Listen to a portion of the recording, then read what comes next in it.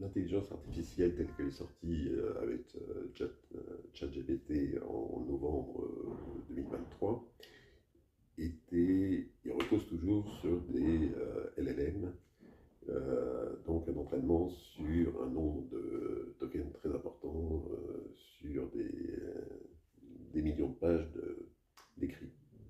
De plus en plus, l'intelligence artificielle qui se présente comme l'IA au sens large n'est pas exactement l'IA.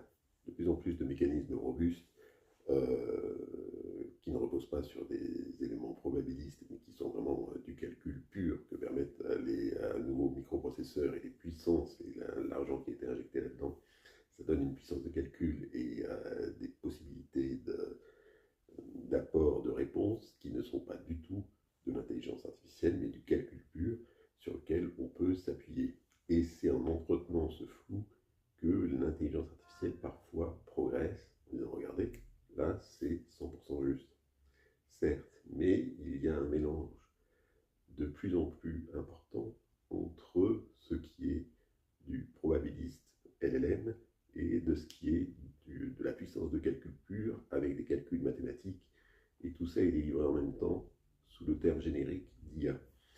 Et c'est une des manières d'avancer de l'intelligence artificielle. Et donc, quand on emploie ce terme d'IA à tout bout de champ, ça commence à vouloir dire un peu certaines choses et d'autres qui sont très différentes.